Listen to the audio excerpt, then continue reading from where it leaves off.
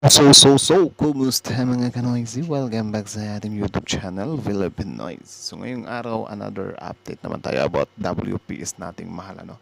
So ang video ito ay mula na naman kay Melbs Castle. So meron itong pamagat na China Coast Guard, lelayas ka o papahim ka namin, AFP, ultimatum ng AFP, kung papasubugin, yan. So bago natin simulan, Melbs Castle, supportahan nyo yan. So yun, kung tip nyo naman ng mga ganitong reaction video, may kasama kayong manood, huwag nyo na rin kalimutang suportahan yung YouTube channel natin, Philippine Noise. So mga kanoys, hindi na natin ito patatagalin pa. Simulan na natin baka agawin pa ng China. Again, ang pamagat ng video ito, China Coast Guard, lalayas ka o bubom, ahim ka namin. AFP, ultimatum ng AFP kung pipisibugin yan China. So yan na, nagbigay na ng ultimatum. So again, Melbs Castle, Filipinoise, like, comment, share, subscribe. Start. Good monster ship pinagbobomba ng Philippine Navy. Let's start zero. Start zero. Start zero nga eh. China Coast Guard monster ship pinagbobomba ng Philippine Navy. Yan na ang susunod na mangyayari pag hindi pa rin kayo lumaya sa West Philippine Sea. Nagsasagawa kasi ang Philippine Navy warship ngayon ng live fire exercises sa Baho de Masinloc. Kung nasan mismo yung lokasyon ng China Coast Guard monster ship na yan. Dito parang inaano talaga eh, sinasagad talaga yung yung pasensya ng China, di ba? Tapos syempre baka iiyakan na naman yan ng mga nakaupo sa pwesto ng mga pro-China na tanggalin na kasi yung yan, ng mga military exercises na yan kasi yan yung nagpapainit lalo sa ulo ng China. Wow, concern sa China.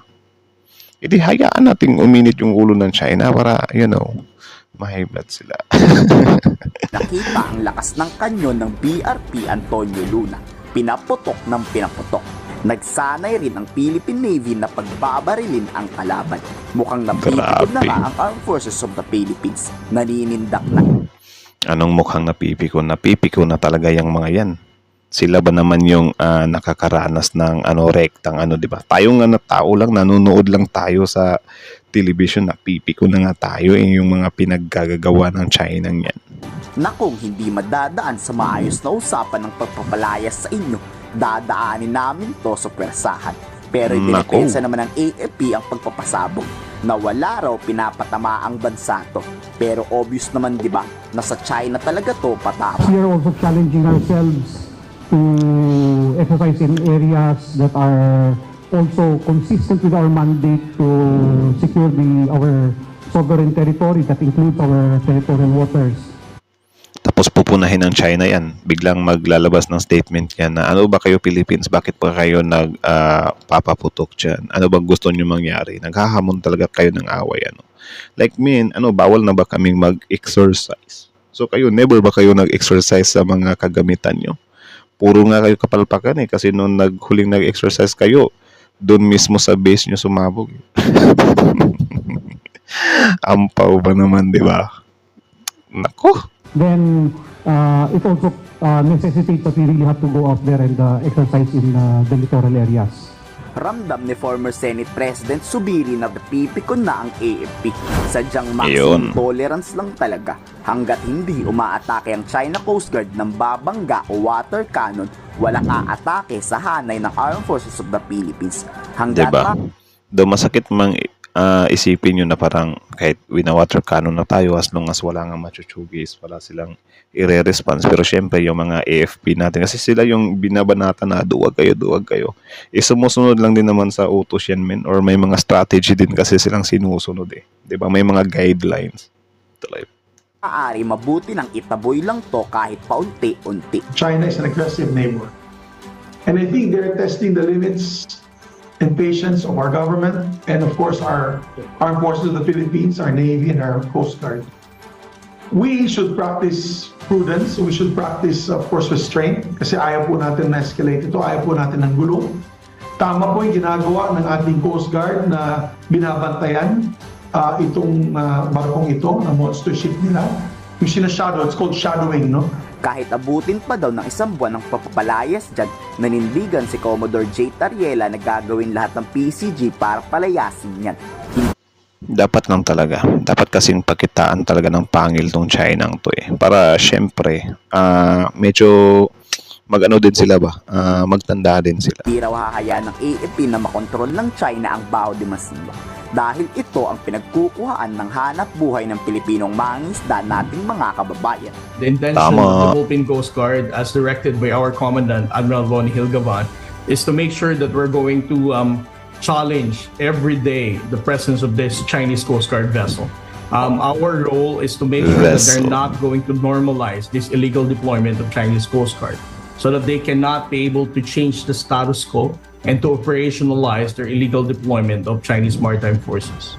Mas Yun. lalong tumatapang ng Malinaw. Tapos yun nga, tatapang talaga yan eh. Biruin mo ba naman na aanuhin ka, lalagiin ka ng China sa panghaharas nila, 'di ba? Tapos mag-show force pa sila as if naman na sila lang yung may force, 'di ba? AFP o baka naman dahil lang to sa presensya ng US Carrier Strike Group sa West Philippine Sea. Ano sa tingin nyo? Ikomento sa baba ang yung salo. So, yun lang naman. So, kayo na masasabi nyo dito. Comment down below. Tapos yung pag-usapan natin yan sa comment section. So, again, ang video nyo ay mula kay Melvs Castle. So, supportahan nyo yan. Original video link in the description box. Pero tapos, syempre, bago nyo iwan yung YouTube channel natin, Philippines. Don't forget to like, comment, share, subscribe. So, kita nyo naman yun, men. Sobrang linaw nun. Though, yun nga, sabi ni Sensubiri doon na ano na talaga, sinusubok lang talaga na tayo ng China, which is true naman yun, na sinusubok lang naman talaga nila tayo, no? Kasi dyan magaling yung China na parang susubukin nila or aanuhin nila yung kung hanggang saan yung ng gusto nilang agawan ng teritoryo, ano. Kaya nga tayo minsan medyo nakakainis isipin na yung mga kababayan nating mga pro-China is sila pa mismo yung nagpapababa ng moral ng AFP natin na parang, ba't ba kayo ganyan? Kaya nyo ba talaga yan? Alam nyo naman na sobrang liit pa natin na bansa. Isang pindot lang tayo. Bura na tayo. Tapang-tapangan kayo AFP. Wala naman kayong dyan. Wala naman kayong mga tira. Something like that. So parang binababa pa natin yung moral tuloy nila. Kung nanonood kayo ng Pulang Araw, nanonood kayo ng Pulang Araw dati, yung mga guerrillas natin, yung mga hukbalahap natin, mga kababayan din natin dati, yung nagpapababa ng moral nila. Wala kayong laban sa mga Hapon. Yung mga Amerikano nga, umatras nga. Kayo pa kaya na sarili nyo lang sikap, wala kayong baril, nang aagaw lang kayo ng baril, tapos ang lalakas ng loob nyo. Ginaganyan din sila dati. Pinagtataksilan nga sila ng kapwa Pilipino nila dati, pero hindi pa rin talaga sila sumuko kasi grabe yung pagmamahal nila sa bayan. Tapos yung ending? Tayo yung nakinabang ngayon dahil sa kabayanihan nila dati. Tapos ang gusto nyo ngayon, ganyan, biglang titiklop tayo. Tayo, naulit na naman ngayon. Diba? Kaya nga sabi nila, meron tayong some kind mga modern makapilis. Which is yung mga makapilis, yun, nalilink sila sa mga Dutertes na parang, gawan mo ba naman ng gentleman's agreement yung bansa mo, diba? Sa kalaban nating bansa. So, anong matatawag mo dun? Tapos tawag dyan dito pa sa mga posisyon natin sa gobyerno, meron pang mga pro-China, anak ng teteng. Sila pa yung nananawagan na itigil yung mga military exercises na yan. Grabe. Disarmahan ba naman, Disarmahan ba naman? Para lang ma-satisfy yung China na para kuno hindi uminit yung ulo. As if naman na kahit kunin natin yung i-pull out natin yung mga military support ng US dyan is ibibigay ng China sa atin yung WPS. Hindi naman, di ba? Kaya nga dati nung panahon ni Digong, 'di ba, tinanggal yung yung suporta ng US. Bakit nakuha ba natin yung WPS that time? Hindi naman, 'di ba? Luminaw lang siya ng konti lang talaga. Pero hindi natin nabawi yung WPS. Nagkagulatan pa nga tayo kasi merong gentleman's agreement na nagulat yung gobyerno natin ngayon kasi gusto nating i-repair yung BRP Sierra Madre. Biglang may kasunduan ng Pilipinas at China dito na hindi to i-repair. Para saan? Para kapag nabulok yung BRP Sierra Madre, wala na tayong rason para pumunta doon. Haharangan na lang tayo ng China, sabihin, saan kayo pupunta? Hindi kasi nila nakikita na yung PRP Sierra Madre na yan yung nagiging outpost natin. Patunay na sa atin talaga yung teritoryong yan. Di ba? Ano lang, nakakainis din kasi minsan to mga pro-China to eh. So again, hanggang dito na lang muna. So kayo na masasabi nyo dito, comment down below. Tapos yun, pag-usapan natin yan sa comment section. So again, Melbs Castle, Philippine Noise. Like, comment, share, subscribe. Philippine Noise is out.